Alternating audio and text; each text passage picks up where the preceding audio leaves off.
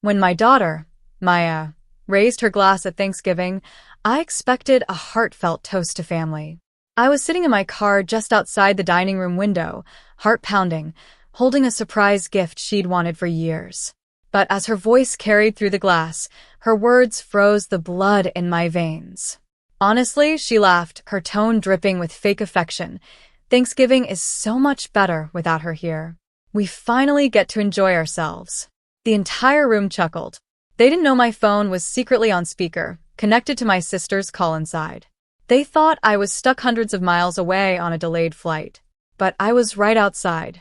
And as I looked down at the legal documents sitting on my passenger seat, documents that handed Maya full control of the family estate, a cold, quiet realization washed over me. They wanted my absence? Fine. I was about to make it permanent. My name is Eleanor, and at 42 years old, I thought I had accomplished the ultimate goal of motherhood, giving my daughter, Maya, everything I never had. When Maya was just a toddler, her father walked out, leaving us with nothing but a stack of unpaid bills and a cramped, leaky one-bedroom apartment. I made a promise to myself back then that my daughter would never feel the sting of poverty. For 20 years, I poured every ounce of my energy into building my real estate business from scratch. I worked grueling 80-hour weeks, skipped meals, and sacrificed my own youth so Maya could go to the best private schools, wear designer clothes, and drive a brand new car on her 16th birthday. I thought I was showing her unconditional love, but in reality, I was unknowingly raising an entitled monster who viewed my hard work as her birthright. This Thanksgiving was supposed to be the culmination of all those years of sacrifice. Maya was turning 23, and for months, she had been dropping hints about wanting full ownership of the family's suburban home, a beautiful 4-bedroom property worth over $1 million. I had spent weeks secretly working with my estate lawyer to transfer the deed into her name as a surprise. I was scheduled to be at a real estate conference across the country, meaning I'd miss Thanksgiving dinner. Maya had acted so disappointed over the phone, sweet-talking me into sending extra cash so she could host the holiday dinner for her friends and extended family instead. What she didn't know was that I managed to catch an earlier flight home, landing hours ahead of schedule. Armed with the signed property deed in my passenger seat, I drove straight to the house, eager to surprise my daughter. But the surprise was going to be entirely mine. I pulled into the driveway, keeping my headlights off so no one inside would spot my car. The house was glowing with warm amber light, and the driveway was packed with cars belonging to my extended family and Maya's friends. Smiling to myself, I quietly slipped out of the vehicle, holding the leather binder containing the $1 million house deed close to my chest. I crept up the front porch, intending to ring the doorbell and watch Maya's face light up. Through the sheer curtains of the large dining room window, I could see the entire party gathered around the long oak table. My expensive vintages were flowing, and everyone was laughing, surrounded by the lavish spread I had paid for. Right at the head of the table sat Maya, looking radiant in a sweater I had bought her just last week. As I reached for the door handle, my phone vibrated in my hand. It was my sister, Clara, calling from inside the house. Thinking she was just checking on my flight status, I answered quietly and held the phone to my ear, but before I could utter a word, Clara's voice piped up over the line. "Hold on, everyone. Maya's making a toast." I froze, peering through the window while listening through the receiver. Maya stood up, raising her crystal wine glass, a wide, theatrical grin on her face. "I just want to thank everyone for coming tonight," Maya began, her voice ringing clearly through both my phone and the quiet evening air outside. "And let's be honest, can we give a quick shout-out to my mom's delayed flight? Thanksgiving is so much better without her hovering over us, judging everything. We finally get to enjoy ourselves without her tragic martyr complex ruin the mood." Laughter erupted around the table. My own relatives, people whose mortgages I had helped pay, were chuckling and nodding in agreement. Maya's boyfriend smirked, raising his glass in approval. "She thinks money buys love," Maya continued, her tone dripping with casual disdain. "Honestly, if she wasn't paying my credit card bills, I wouldn't even answer her calls. Cheers to a stress-free holiday." The room toasted, clinking glasses while I stood frozen in the dark. Every word felt like a physical blow, shattering 20 years of devotion in a single 30-second speech. For a long, agonizing moment, the world seemed to stop moving. The laughter from inside the dining room muffled into a low, buzzing hum in my ears as I stood frozen on the porch.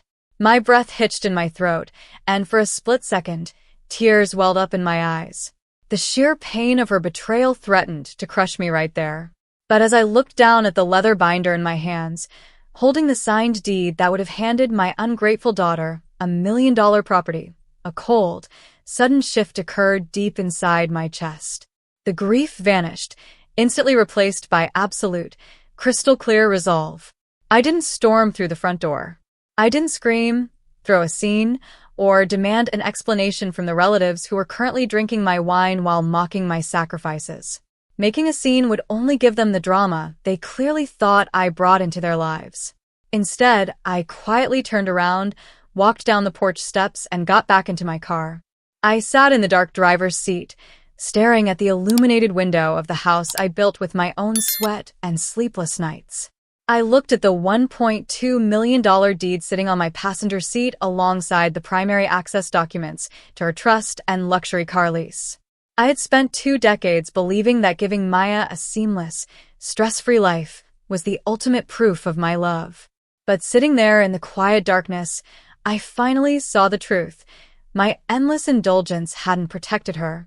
It had created an entitled, cruel monster who viewed my love as a weakness to exploit.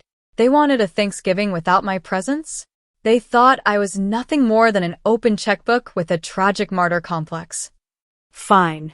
If Maya believed she was so much better off without me, I was going to give her exactly what she asked for. I turned the key in the ignition, put the car in drive, and pulled away into the night. It was time for my daughter to learn what life truly felt like without her mother in it. The next 48 hours required a level of cold, surgical precision I didn't know I possessed.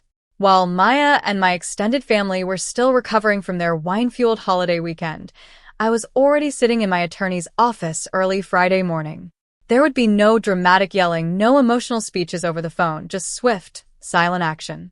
First, I had my lawyer void the deed transfer documents for the suburban home.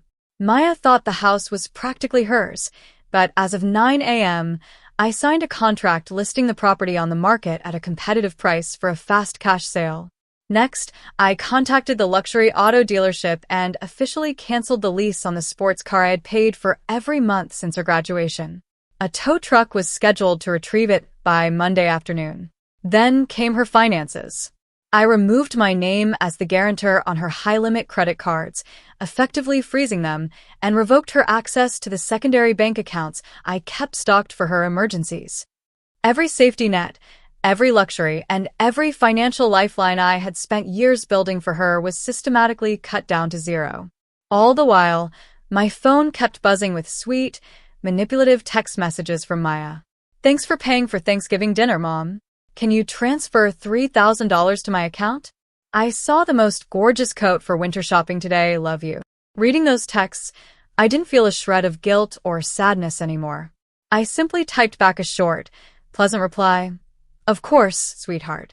Why don't we meet at my attorney's office on Tuesday morning? I have a massive holiday surprise waiting for you that will change your life forever." She replied instantly with a flurry of heart emojis, completely oblivious that the lifestyle she took for granted had already crumbled beneath her feet. On Tuesday morning, Maya walked into my attorney's high-rise office, wearing designer clothes I had bought her, floating on a wave of pure anticipation. She practically strutted across the room, expecting to sign the paperwork for her new $1 million house and walk away with a fresh stack of cash. Sitting beside my lawyer, I greeted her with a calm, serene smile. "Mom, you are literally the best." Maya beamed, dropping into the leather chair opposite us. "So, is this the deed transfer? Can we make it quick? I promised my friends we'd celebrate over lunch." "It's not a deed transfer, Maya," I said, my voice quiet and steady. I picked up a thick folder from the desk and slid it across to her. She opened it with a confused frown, her eyes darting over the contents. Inside were formal notices of her canceled credit cards, the lease termination for her luxury car, a 24-hour surrender notice for the vehicle, and an official notice that the suburban home had been listed for immediate sale. "What is this?" she demanded, her voice rising in frantic disbelief. "Is this some kind of sick joke? You promised me the house. You said I had a tragic martyr complex and that my presence ruined Thanksgiving," I replied, pulling out my phone and pressing play. Her own voice filled the silent office, crystal clear. Thanksgiving is so much better without her hovering over us. If she wasn't paying my credit card bills, I wouldn't even answer her calls. The color drained instantly from Maya's face. Her lips parted, but no sound came out.